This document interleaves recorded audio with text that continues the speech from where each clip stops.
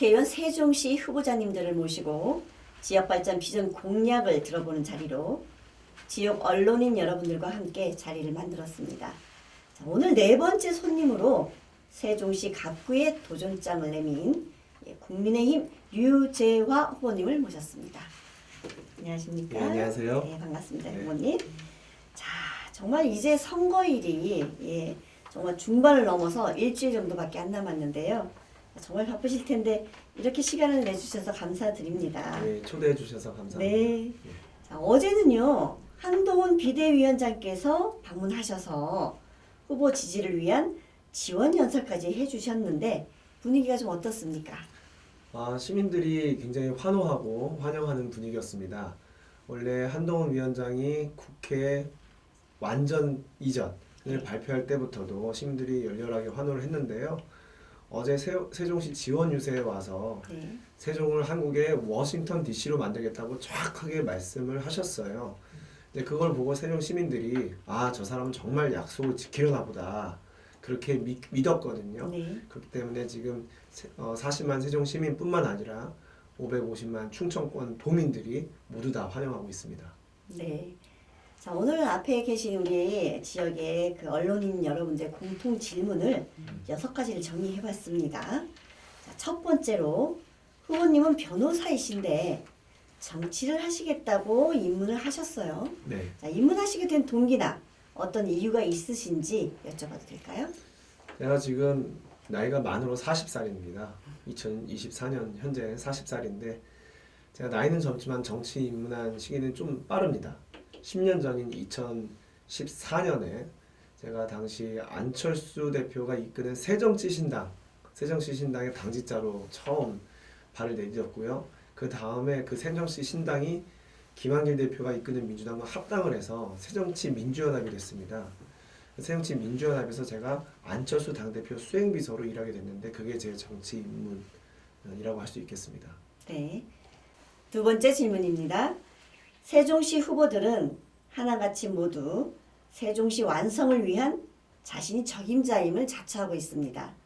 그리고 최근 한동훈 비대위원장께서도 국회 완전한 세종시 이전으로 여의도 정치를 종식시키겠다고 했는데 이와 연계한 전략이 있으십니까? 네, 한동훈 위원장이 얘기한 국회 세종 완전 이전은 수도 이전의 신호탄이라고 할 수 있습니다. 근데 국회가 가지고는 안 됩니다.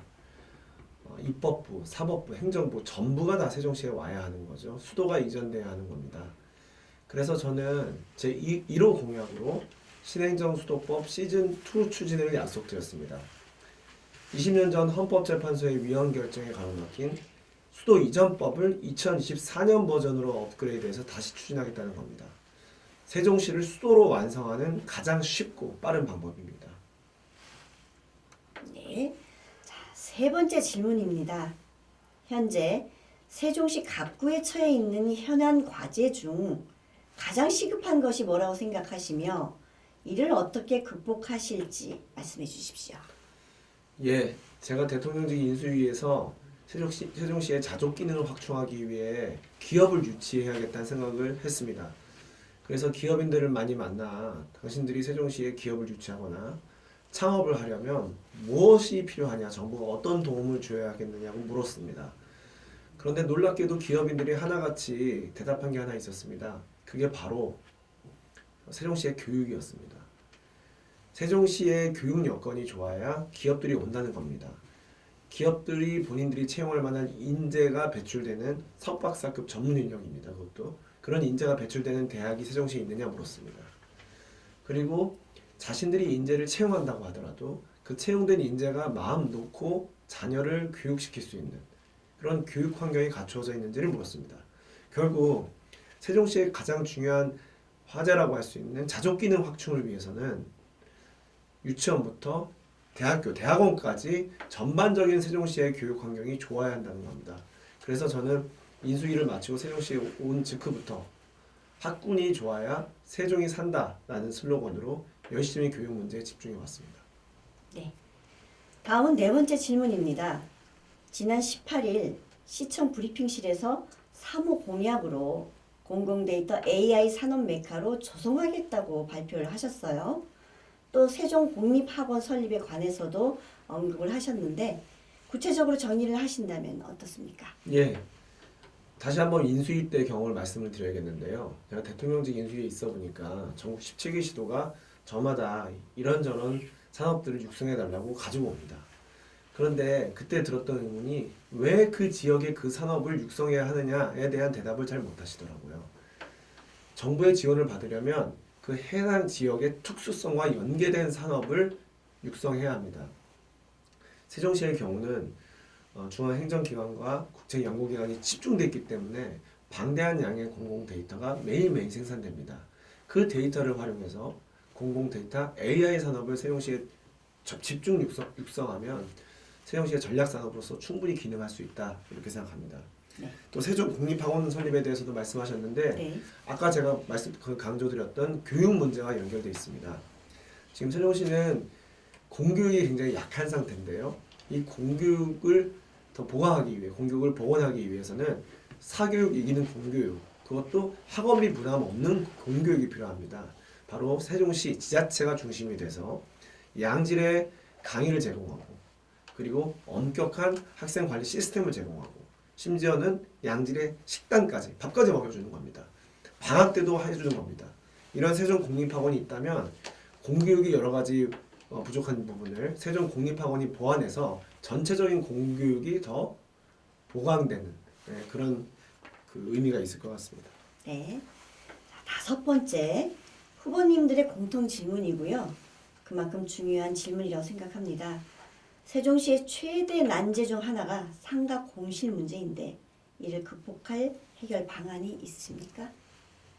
예, 상가 공실 문제 정말 심각합니다. 단기적 해결 방안으로는 상가의 업종 규제가 지금 심각한데요. 그걸 완화하는 것도 일차적으로 좀 생각해 볼 만한 정책 대안입니다.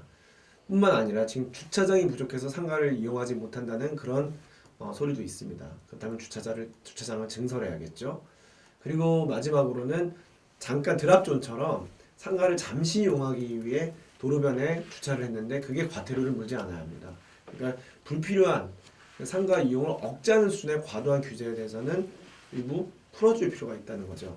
근데 이거는 사실 단기적인 처방들이고요. 근본적인 처방은 다릅니다. 상가 공실이 많은 이유는 세종시의 경제가 활성화되지 않았기 때문입니다.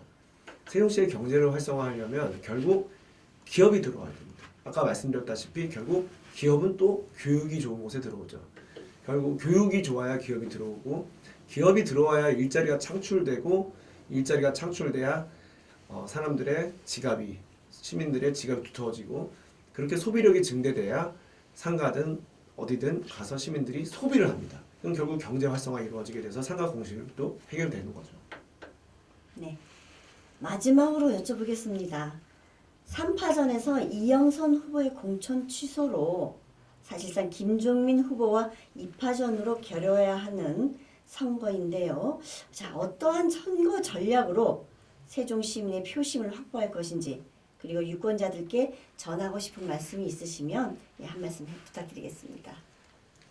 네, 원래 전통적으로 총선은 정당 구도가 딱 짜여져서 정작 그 지역에 해당 현안들, 후보들이 그 지역에 대해서 가지고 있는 비전들을 내놓고 토론할 기회가 없게 마련입니다. 하지만 이번 세종갑 총선에서는 이례적으로 민주당 후보가 없습니다. 정당 구조가 허물어진 것이죠. 이렇게 그 여러 가지 현안에 관한 토론을 가로막았던 정당 구도가 허물어진 지금에서는 후보들 간에 세종시 발전에 관한 비전을 가지고 진검승부를 펼칠 수 있는 절호의 기회가 열린 겁니다.